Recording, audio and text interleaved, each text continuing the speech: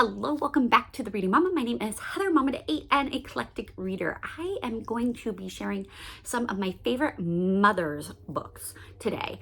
I know I said I would be doing Tag Tuesdays this month, but I haven't found a tag I like, and I don't get tagged very often. So if you want me to join, tag me. But until then, I think I'm going to lay off the tags. It sounds fun, but I have a hard time narrowing it down on some of those prompts. So we're going to just do my own thing. And today, as we are about a month out from Mother's Day, I thought, why not share my favorite mom books? I'm Mama to 8, been a mom for almost 16 years, and I have a lot of books that say mom. So I just went through my shelf and I grabbed every book that said mom or mother or something along that lines. Some of them I really recommend. Some I'm going to be like, nah, take it or leave it. So you might want to check in and listen carefully because, like I said, just because it's on my shelf doesn't mean that I really, really loved it. I'm going to start out with Sally Clarkson, who I do really love. If you know anything about Sally Clarkson, she and her husband Clay have had a parenting and homeschool ministry for many, many decades. Okay. And they are just phenomenal Christian leaders. And I absolutely love Sally's writing. I always walk away encouraged. Some of her books I have not read. I have not read all of them. There's quite a few, but every book that I've read, I've gleaned some kind of, encouragement from or practical ideas. And I have two. I have The Ministry of Motherhood, Following Christ's Example and Reaching the Hearts of Our Children.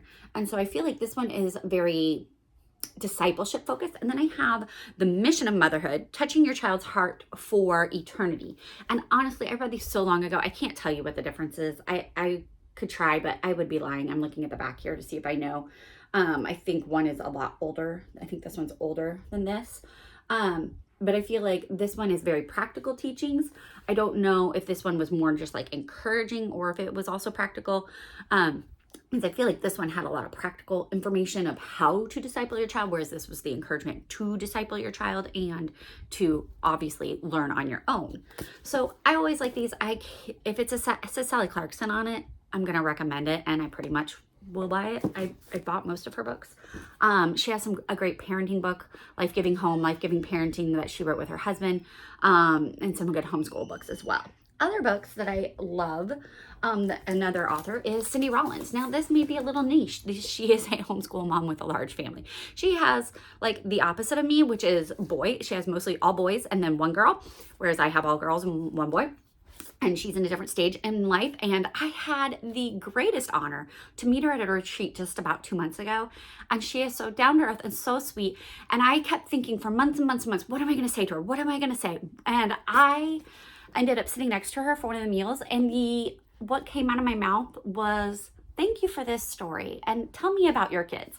Like, that's honestly all it was. That was it, that you are an encouragement. And then I asked her about her own life and we just had a normal conversation. She told me about being a grandma and moving and taking care of her mother who has some health issues. And it was the kind of conversation I would want to have if I was an author, where it wasn't just give me all your wisdom, but just like treat me as a person. And I'm so glad that God directed it that way because it was great. But anyways, I digress. These books are wonderful, but they are kind of niche because she's very much Charlotte Mason homeschool mom, large family. So while this one has a lot of funny anecdotes, this one, I still think it was be for all mothers. But if you're not already in the Charlotte Mason homeschool mindset, some of the things may be kind of foreign, because in here she's giving you not so much practical. I mean, there was a lot of practical. I have a lot highlighted here, but it was a lot of encouragement as a mom, as somebody in the throes of homemaking and raising your kids and homeschooling and all of that.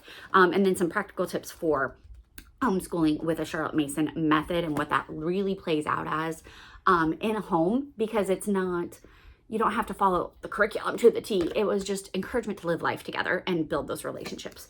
This one, as you can see, I also loved it, but it is more what you do with yourself. It's beyond mere motherhood. It's, okay, are you preparing yourself for those steps for when you're still a mom, but there's no kids in the home?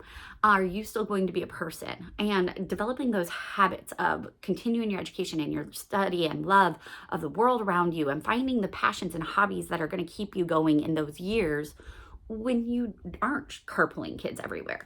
And I really, really love that. And so I just really love them. I love the cover on this one. But anyway, so Cindy Rollins is wonderful and she's a phenomenal human being. Next I have M is for Mama by Abby Hallerstadt. And she is a big social media, very popular. She has 3 books out now. I enjoyed this one. Her second one I actually stopped reading. I don't know if it was just not the right time or what. I didn't love it as much as this one, and I haven't even tried her third one, though I probably will. It's just, I guess because I've already been following her on social media for so many years and reading her blog and all those things, a lot of this felt like, oh, I already know all that. But if you haven't been, then it might be new information. There's a lot of great encouragements and a lot of great resources for a Christian mother and practical ways to do things as a mother. But and it looks like I took a lot of notes when I read it. So okay, maybe I like this one better. Maybe I'm putting her second book in my mind for this. But I did love this one better, because the subtitle is A Rebellion Against Mediocre Motherhood. And the whole premise is being that motherhood doesn't have to be this mundane drudgery. It's something that God has given us, and if you're a mom, then you've been called to be a mom, and you can step up to that calling and make it something special, make it wonderful, even in the hard days. And so there's just a lot of good things in here about not content, but contentedness, and just finding your place in motherhood. And so I just really enjoyed that, and through a Christian lens. So I really did enjoy this one. Her next one, I love a lot of it. Like I said, it may have been a season. It probably is really good. Another book that is seasonal, Mothering by the Book by Jennifer Pepito. So what is happening with this book? Oh yeah, we had to cut some pages because it barely survived our mold epidemic a couple years ago. But when I first read this, I really struggled. To get into it. And do you want to know why I struggled to get into this book? Because I was in a rough place in my marriage and in motherhood. And so every suggestion was like, well, yeah, but what if? And it took my mind shifting and my place to realize, oh, okay, wait, some of this still applies. Like everything doesn't have to be perfect and hunky-dory. That's what she's telling you. And so I did enjoy this book. It's not my favorite Jennifer Pepito book. I really love her Habits book better. But I did enjoy this one. And so you have these different concepts that she has for mothers that we need to kind of like intone, and thoughts that we need to take captive. And then she tells you how to do so, how to take those thoughts captive, and then also gives you a literature guide at the end of each chapter of like, okay, here's a verse to memorize. Here are some more books about that specific topic that you just read. And so like you have it's a lot of overcoming the fear of, is what every chapter is, some kind of fear that we hold, and then how to replace that fear with proper thinking and Christian thinking, and not that, oh, you're still going to struggle. And I think that was my problem, is I was struggling in everything the first time I picked it up, and it felt overwhelming. Like I can't do it. But if you take it slow and read one chapter at a time and really delve into it and pray about it and think about the concepts she's sharing, it's very encouraging. And then she has great literature choices to go along with it. Let me give you an example. So in the one that no, let's not do that one. Overcome the fear of not having enough through thankfulness. So like when you're feeling, I'm not content right now. And then she has some books. So like books you could read aloud to your kids. So, you don't have a lot of time. Then you might read The Family Under a Bridge, which is such a sweet story. Little Britches, Man of the Family, A Single Shard, another great one. Amos Fortune, Free Man. Or for a mom, you might read 1,000 Gifts by Anne Voskamp or Ruthless Trust by Brennan Manning.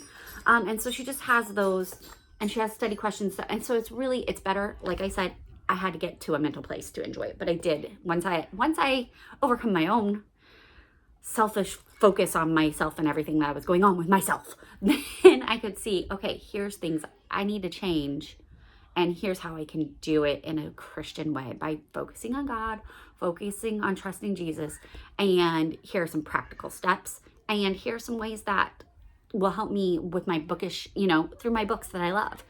And so that was wonderful. And then I have Mama Bear Apologetics, Empowering Your Kids to Challenge Cultural Lies by Hillary Morgan Ferrer. And I know they have newer ones available. This is an older edition. And I actually need to reread this. This is phenomenal. I read it many years ago, and I did an audiobook, and then I bought the trophy book, like a good bookworm. And so I need to reread it and take all my notes. But this is apologetics for your kids. This is like, so for example, how to be a mama bear. Wait, that's not great. Sorry. There's just different ways. Like, so my brain is trustworthy according to my brain. discussing the thing of naturalism with your kids. So they're going to come up with the ideas of, well, this is natural, this is what happens, this is just the way the body works. What does God say about that? And she has some just great tips of how to do that. I believe in God if there were any shred of evidence, how to deal with skeptics. And she goes through her personal experiences and gives biblical experiences of how to deal with this. And then she also ends the chapter with what she calls pause, which is like a time to praise, admit, it's worship, and then supplication, like way to pray through what you're talking about, and then some discussion questions, things you can do with your spouse if you're going to do this, or if you're going to lead a class on it, or that you're going to do with your kids, and just a way to discuss these topics that they're going to come up across. And I'm hoping to reread this soon so that I can go through it with my high schoolers. And then I have my favorite Christian author, which is Gloria Furman, The Missional Motherhood, the Everyday Ministry of Motherhood in the Grand Plan of God. And I love so much of this book. And one of the things I loved about it was her focus on, I have a quote, I should have written it at the front so I could find it every time. But there's like a repeat of, you're not just a mom. There's more, like taking your mundane and mediocre life and making it better. That's not what motherhood is. There's more to it.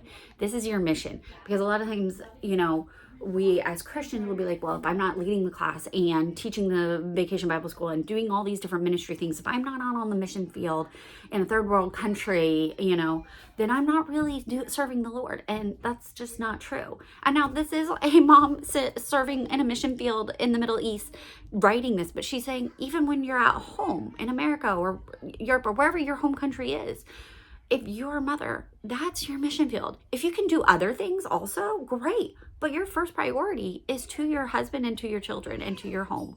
And it is not, like, it may seem mundane to keep changing the diapers over and over and over and wiping the nose and staying up all night, but that is a chance to worship and to serve the Lord, because this is where He has called you, to care and love for those little ones and not so little ones as they grow. And so I just really love her encouragement throughout here. In her writing. I will say, when I read Gloria Furman, I have to read it in bite-sized chunks because it is so deep, it's so scripture rich that I have to pause, think about intone it, and just really meditate on it, and before I can move on. So it takes me a while to get through a Gloria Furman book, even though they're relatively short, but I highly recommend it. 2 books that I haven't read that have motherhood that I am currently working on. So I have Risen Motherhood, which I've shared about that I'm working on. And this is an older book. I'm about halfway through. And it is from Gospel Hope for Everyday Moments. And that's really what it has been. Each chapter kind of takes a concept, not a fear, but a way that the gospel is going to play out in your home. And then it gives you like the step-by-step, like this is how you see the gospel story in your home. I'm not explaining that well. So like in your marriage, how the gospel in our marriage was one of the chapters I read recently. And just the focus of how you can play out the gospel in your marriage and see Christ through those things. How we obviously can see the fault, because it's easy to find the fault in our spouse, right? And ourselves even. But we can also see the redemption of Christ in that forgiveness, in that mercy, in that faith, in that love that we act out and we share with each other. And so it was just really beautiful. I've really enjoyed it. It's a very beautiful book. It has these beautiful pictures, and then it'll have like some of these with little quotes pages that are really pretty. It's a very pretty book. And it is one that I can do in bite sizes. I don't do podcasts, so some of this may be covered on their podcast. I don't know. I'm not a podcaster. I really am not. There's 2 podcasts. No, just really one. I'm not great at podcasts, and I usually watch them on YouTube. I don't listen to them. So, like I said, if you've been listening to podcasts, maybe this is all covered in there, but I've really enjoyed it. And then they have another book that I got a couple years ago called The Gospel Mom that I haven't read, and I hope to read that one, and it's equally as beautiful. My bookmark's trying to escape here. And so I'm assuming it's going to follow a very similar pattern, but this is How to Make Biblical Decisions and Discover the Mom God Created You to Be. And so these are the 2 that I am reading currently with motherhood in them. And then I have my favorite motherhood book that doesn't actually say motherhood on it, so it's a cheat in my category here. But I want to recommend it because I buy it for every new mom. I take it to every baby shower. I send it to people who have babies if I know them. It is hands down my favorite motherhood parenting book, and that is Gloria Furman's Treasuring Christ When Your Hands Are Full. It is a teensy tiny book, okay? Like, it is a tiny book, and it is packed full of beauty and wisdom and wonderfulness, and I cannot recommend it enough. I'm going to share some quotes because I feel like that's the best way to get it. But there are so many goodness in this. And it's it's a nice short read. It's a small book. You can hold it easily while you're nursing, but it's got so much wisdom. So on to the quotes. The first one is, the most important decision a mother can make each day is to fear the Lord and seek his wisdom. Such a good reminder. Okay. And then, where is it?